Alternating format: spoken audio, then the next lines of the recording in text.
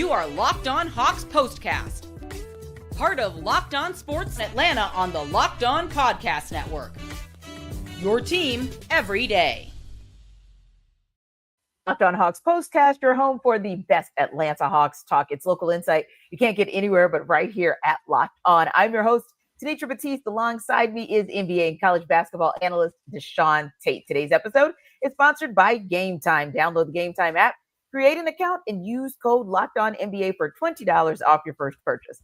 The Locked On Hawks POSTCAST is also part of the Locked On Podcast Network, your team every day. So the Hawks were looking for their first W of the season against the Bulls when they hosted Chicago tonight.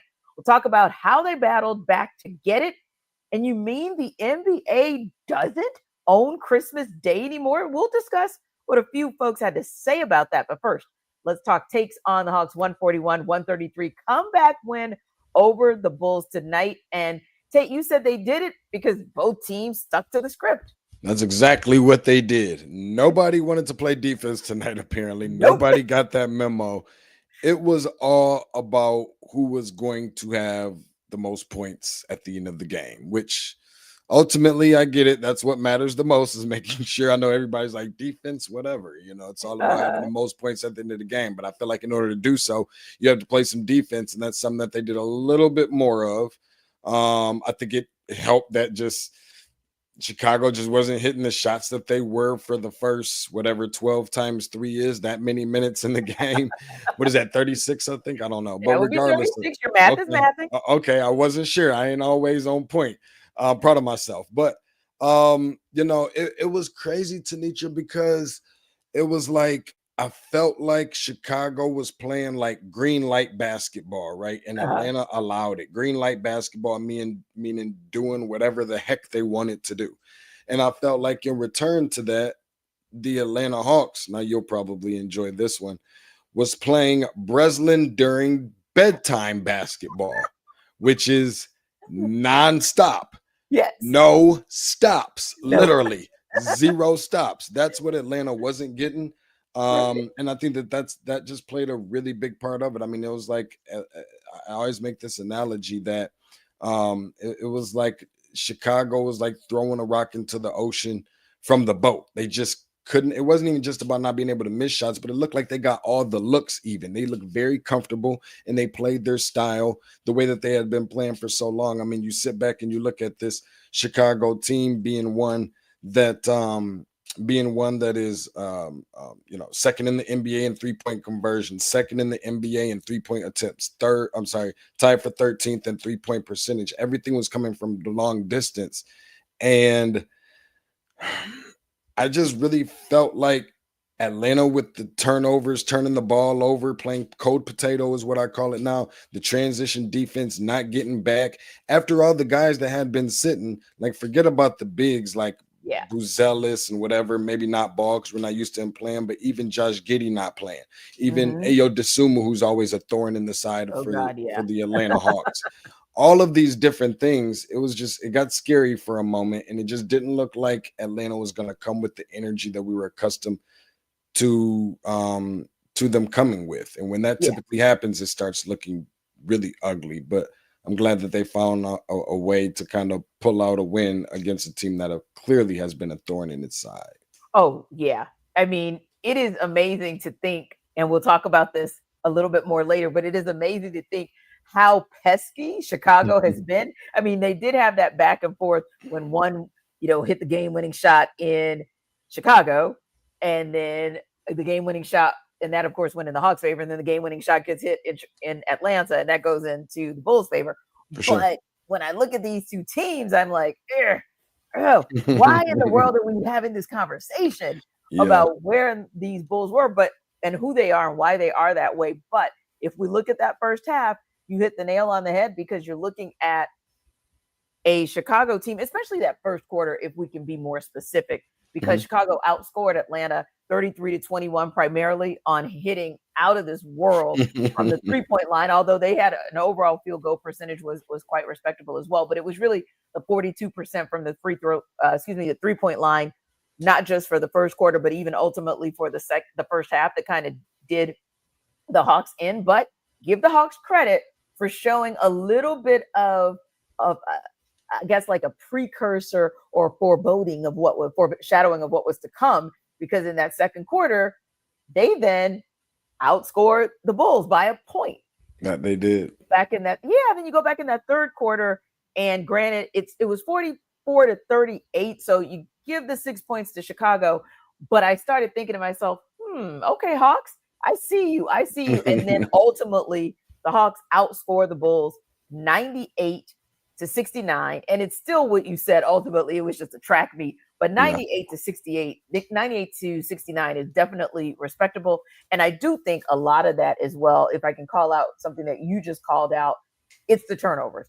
I think nothing bothers you and me more than turnovers and missed opportunities at the free throw line. It's the point guard in you, Tenitra. That's what I think too. You know how I like to orchestrate. I know how you do. The general. So I'm like, ooh, the general, just look, if I'm giving you the ball, like, do what you're supposed to do with it. And of course, as your point guard, I should do the same as well. But to say that the Hawks ended the night with 14 turnovers, but didn't have any in that fourth quarter, that is also what you find to be a difference maker in the game. Because, hey, if all we're going to do is shoot the ball and that's really it, then one thing we don't need to do is give you all extra possessions, like at all. So I think that was a critical one. But, for me, since I put it out there, since I always love to put it out there anyway, it's literally me saying, hey, I am so excited that the fam finally listened. And what I mean by that is, like I said, you go to the charity stripe, you know what charity means? Free. And so you have to take advantage of that if that's where the opportunity is, because I kind of say, to me, the free throw line is like an extension of points in the paint, which is where the Hawks really started to kind of wear this Bulls team down in an area where the Bulls aren't very good, right?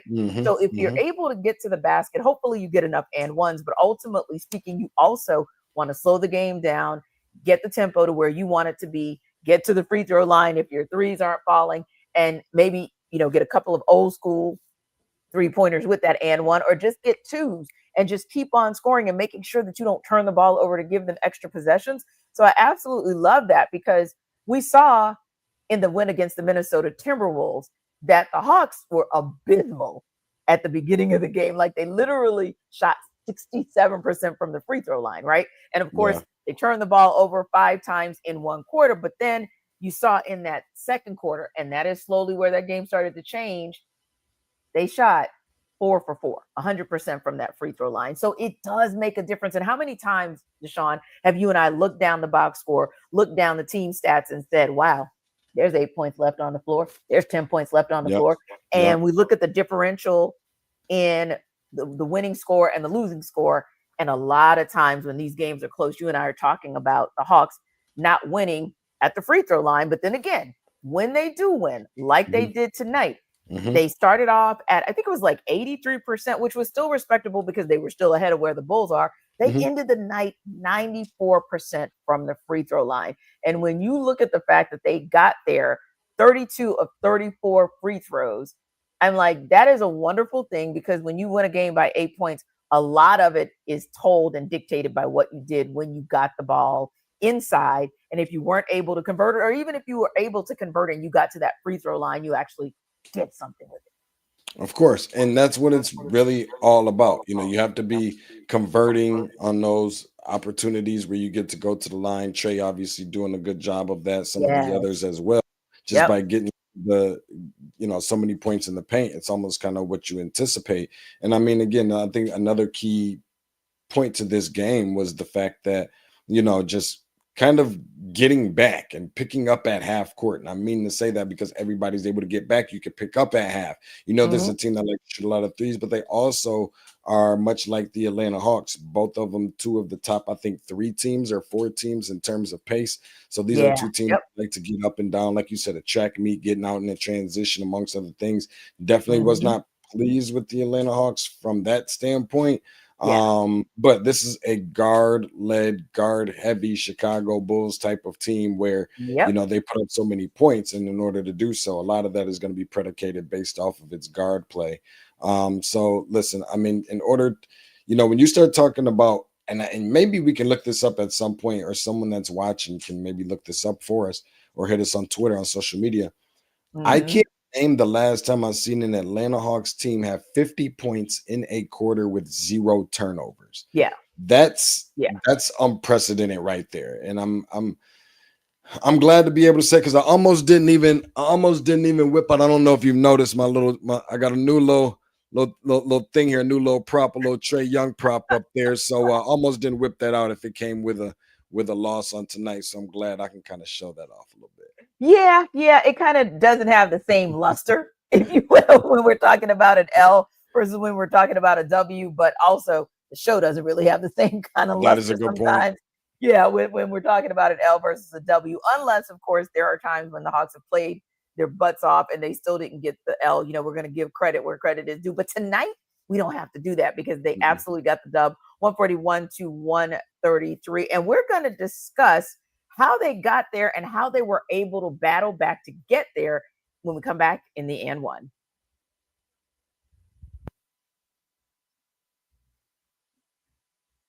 This episode of our Locked on Hawks postcast is brought to you by Game Time.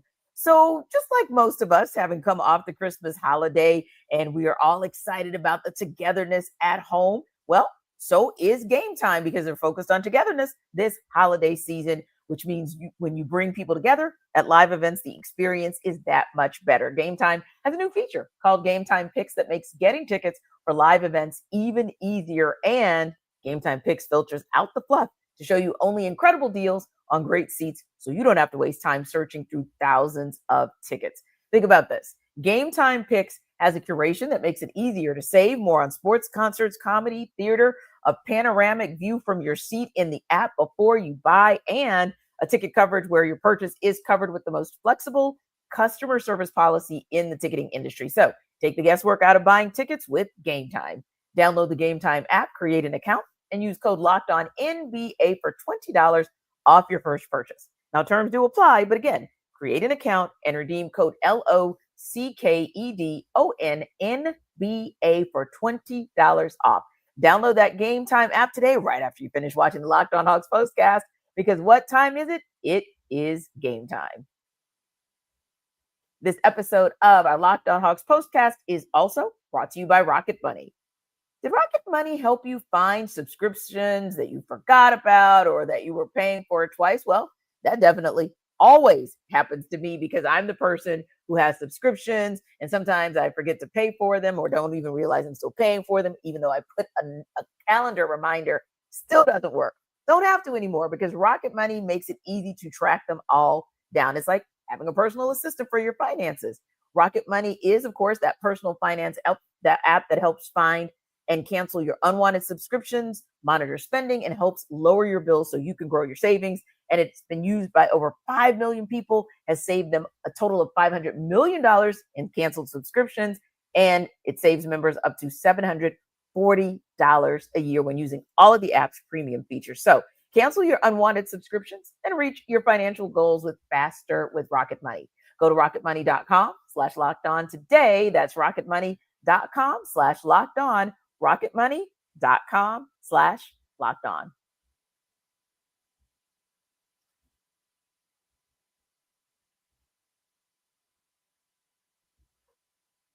So, it's interesting when I think about these Bulls because, like we're going to talk about in a second, they're a pesky little team. And tonight they were pesky in points in the paint. But, hey, they're the team that gives up the most points in the paint on average. So at halftime, we're looking and the Bulls are pesky in the paint with a 32-24 edge inside. But then the Hawks absolutely flipped the script in the second half. They were able to outpace the Bulls in the lane to end with a respectable 56 points in the paint. Now, granted, the Bulls still had a couple of points on them in that regard, but I still feel like the Hawks understanding the importance of going inside to flip the script when the three-pointer wasn't necessarily falling.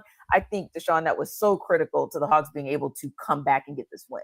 It was. And, sometimes I get concerned about this being a team, especially against teams like Chicago that loves to shoot the three. Atlanta sometimes is very vulnerable to wanting to match the energy and wanting to show that they can shoot threes too, kind of thing. Yes. They easily fall in love with that. But I think that they have kind of learned that their bread and butter in most cases has been the ability to be able to dump the ball down inside and be able to get points in the paint. Again, for I think maybe just the second consecutive game not having Onyeka Okongwu, who is actually beginning to have one of his better seasons from an offensive standpoint. Certainly within the last, couple handfuls of games or so. I think it's been really, really telling. And then also give some credit to another guy who definitely shot it decent, I guess, tonight, but also gets a lot of his money made in the paint with just elite movement without the ball, some backdoor cuts and things, that being Zachary Risachet. It kind of seems like when he's hot, but when he's cold, he's cold. I feel like I hadn't heard his name called a whole lot. So sometimes it feels like we're out there playing 5-on-4 and we're the ones with 4 players on the floor.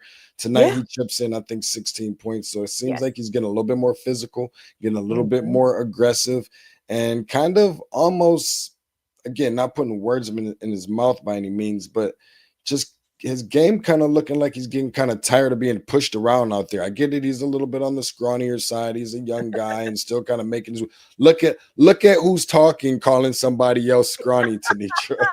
But I know it was the smirk. I seen it all in the eyes, but no, I think it's just kind of good that we see him kind of growing some confidence from that standpoint. And that's something that has nothing to do with skill set. That's something that just kind of seems like he's kind of getting angry with, within, inside a little bit, and kind of showing it in a positive way when he's on the floor. That being also another contribution to what we're also seeing in the paint from a wing/guard perspective. Yeah, and it's something that Zachary Risachet talked about this summer, how, hey, he had to admit, getting into the league, whether it's summer league, whether it's preseason, and of course now regular season, this is different.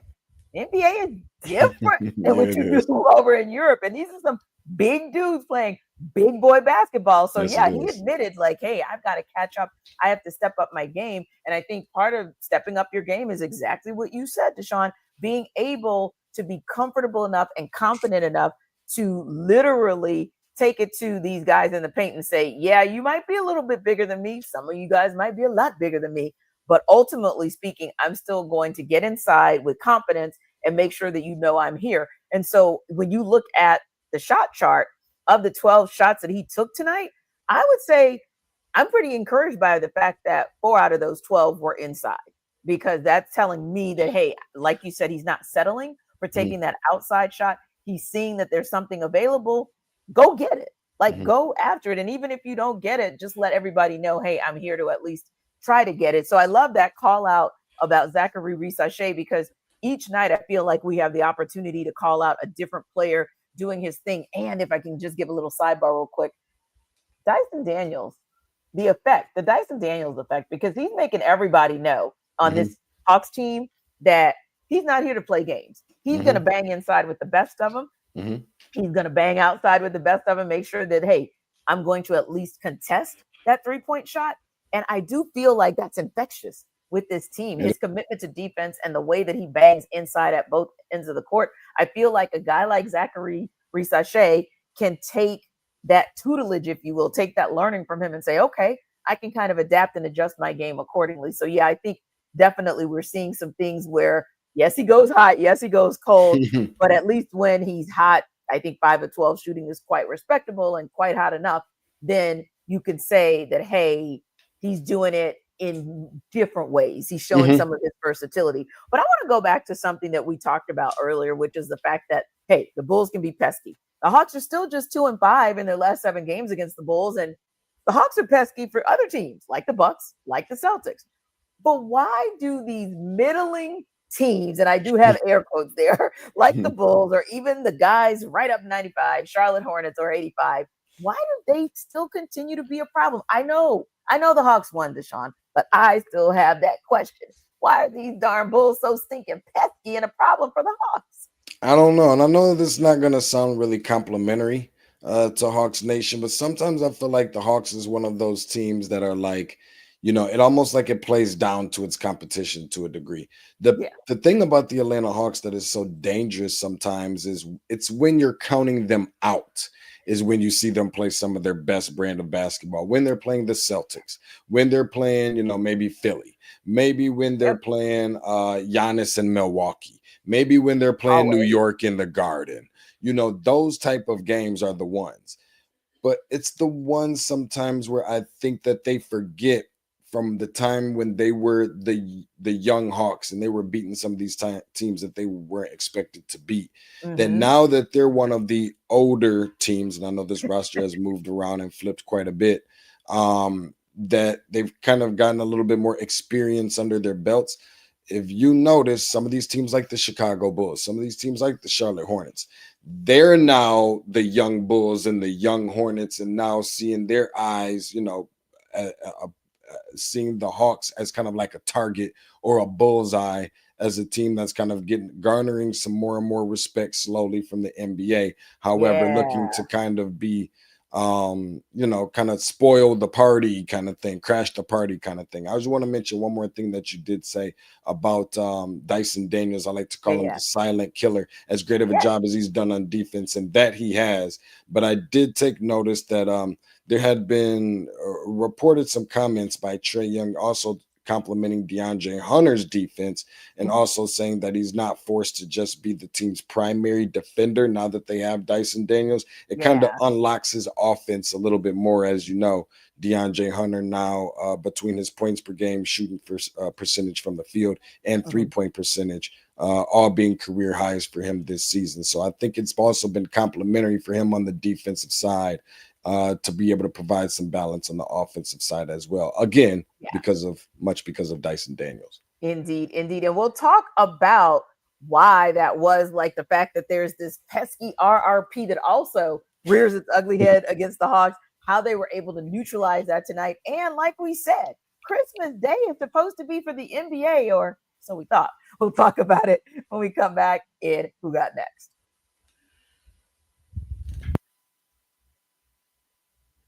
This episode of our Locked On Hawks Postcast is brought to you by Robinhood Gold. With Robinhood Gold, you don't need a silver spoon to eat up the financial favors of the 1%. Robinhood Gold allows others to get the rates and perks usually reserved for the high society. Now, the resourceful individual with Robinhood Gold can earn the very liberal rate of 4.25% APY on uninvested cash and be rewarded with a handsome 3% retirement boost on IRA account contributions. Robinhood Gold also provides the privileges of a high net worth for any net worth. These generous benefits are now available for only $5 a month.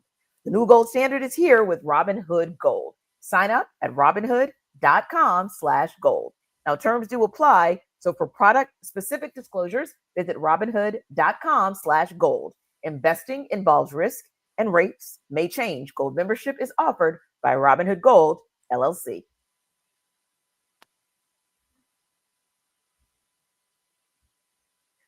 So DeShaun, you kind of started us down this road. So I want to kind of continue it, but I have to have a little fun with it, right? Because at the end of the day, many times you and I have talked about the RRP, and all of our everydayers, they know exactly what we're talking about. The random role player that just comes up and has like the game of his life against these Hawks, right? We're talking about Javon Carter this time because, dude, his season high, 8 points. You heard me?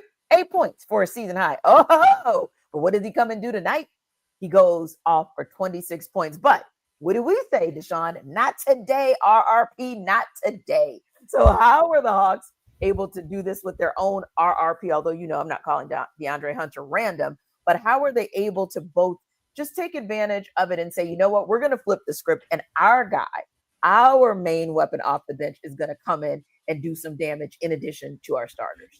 Well, it's good to know that DeAndre Hunter is now a guy that you can count on from a consistency standpoint. And I think that that's where you had to make sure that you were able to neutralize him by saying, hey, you know what? They may have a guy that's coming off the bench. Luckily, there was no Ayo Dosunmu on tonight. But because of that, you do have this Atlanta Hawks team that's one of the best in the league from bringing guys off the bench. And we've seen it with, Garrison Matthews one game. By the way, Larry Nance had a pretty good productive game on tonight and as well. A lot of those too. He has. And ironically and coincidentally enough, shooting the ball well from the outside from three, which is not a Larry Nance staple at all. So it's good to see him doing that in the Atlanta Hawks uniform, but having DeAndre Hunter on the floor and then bringing something that we know he's capable. He's now a guy that you feel confident and comfortable that you can like rely upon now. And I know that might sound crazy, like, well, why does that seem so weird? But it wasn't that long ago that we couldn't have these conversations. And it's actually been, something that's been highly anticipated for a long period of time, to where you be able to get him not only on the floor consistently, but to be able to bring this kind of contribution. So I think that they found a way to do that. And, Javon Carter is a guy who's more so known for his defense, and he does a great job on that. Goes all the way back to their days in the Big 12, when one was at Oklahoma and the other one was at West Virginia. But it's good to see that he cooled off quite a bit and got back to his own Javon Carter self. Yeah, I would say the same. Like, it was a little scary at some point because I literally was like, oh, head in the hands. Oh, no. Oh, God. DeShaun and I are going to have to talk about this darn RRP, and I'm just not having it. And good. We don't have to, because we had our own guy who, again, not random, but he is certainly a role player who has embraced his role so very much. In fact, when you look at him across the last month, 22 points per game, 15 points in all 13 games. Amazing. Shooting 51% from the field, 48% from three. I mean, that is absolutely positively unbelievable to say that DeAndre Hunter is typically that up and down guy. I want to say this about your guy before we wrap up as well. There was a game. Oh, this was during the Emirates Cup. Okay. Steve Holman, the voice of the Hawks, radio voice of the Hawks, said, man, if only DeAndre Hunter had shown up, the Hawks would have won this game. And the Hawks only lost that game by about 8 points, but Dre just didn't have a Dre type of day. That also, to me, because that's been in that last month, that also speaks volumes to what he's been able to do with this game, with this team. And then finally, you kind of look at him in the pantheon of what Tre's doing, Jalen Johnson, the 1A and the 1B, as I like to call him today, and see that we're having that conversation about Dre as well. So just like Trae Young, who started off with just 8 points at halftime, ends the game with 27 points. Dre starts off with 10 at the half, ends the game with 25. And of course, Jalen has 13 at halftime and has 30 to end the game. When we're having that kind of conversation, where we're talking about Trae and what he does in the second half, Jalen and what he does, and Dre, like, I think that is an amazing thing. And I love the fact that you're calling it consistency, because I'm comfortable calling it consistency as well. What I'm not comfortable with is the NBA not having Christmas Day to be Christmas Day for them. Like, and you know me, I cover the NFL. I am a diehard football fan. My team, they tried to play yesterday. They didn't really get it done because I don't think they really showed up for their own game. But nonetheless, they were on another network along with another, so it was a doubleheader yesterday. Now, there were 5 NBA games, granted. So it still was kind of sort of Christmas Day. But I do think that it was one of those situations where even the players felt some type of way.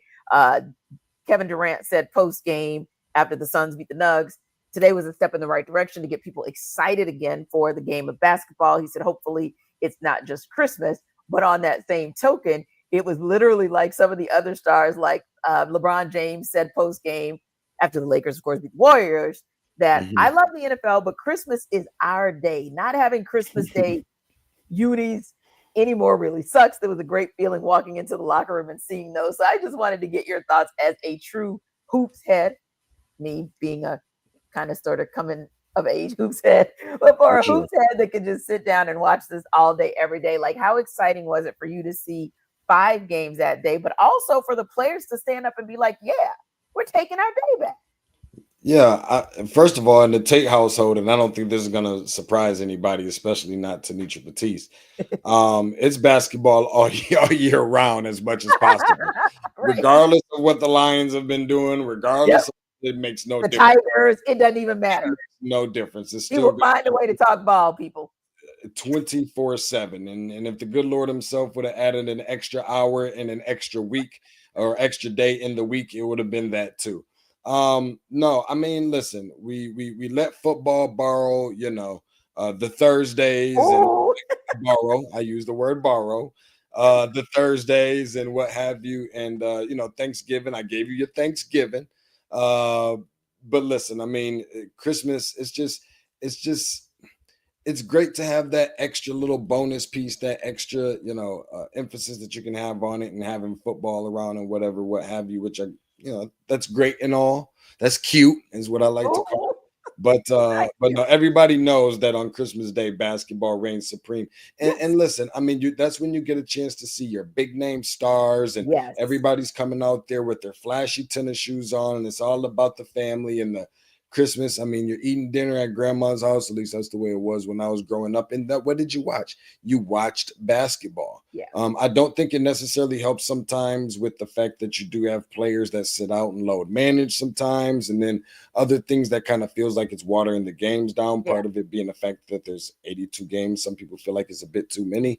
Not for DeShaun Tate. However, I just think it's always good to have basketball during Christmas. It's basketball season. You got your bowl games. All that's great. But it's officially basketball season. Yeah. And I'll let you hold on to Sundays in everybody else's household except for the Tates, because everybody knows, Tenitra, that Sundays is for selections. I love that. He tried it, good people. He tried it. But yeah, you're right. I think that it's good. And it was also good for the association to have 5 really good basketball games. I mean, even the blowouts ended up being some down to the wire type games. So I think that bodes well for the league. I think, to your point, we're about a third of the way, a little over the third of the way into the season. But this really is like act 2 for the league, but act 1 for a lot of people, because this is like, oh, okay, Christmas. All right, we're ready. We're in the spirit for basketball. So I think this is good because, as we know, the ratings have been down. It's been challenging here and there for them. They kind of have taken some dings for things like you said, load management, people trying to still understand what this cup situation is all about. And the 82 games is like, come on, y'all are killing me. So there have been some things that have dinged them over the last couple of years. I thought yesterday was a nice bounce back, but I also like the fact that they clapped back. Not mad at that at all. So anyway, there's going to be an interesting game this weekend. See if the Hawks can continue. They don't have to bounce back. They don't have to clap back. They just have to step up and show up and get back in the thick of things to get maybe their 4th straight win on Saturday against the Miami Heat. Who knows? Probably won't have to see Jimmy Butler, although technically Pat Riley said you're going to see him in a Miami Heat uniform, just maybe not this coming weekend. So from our show to yours, of course, we hope that you guys had a wonderful Christmas holiday. We hope you have, of course, a continued good holidays heading into the new year.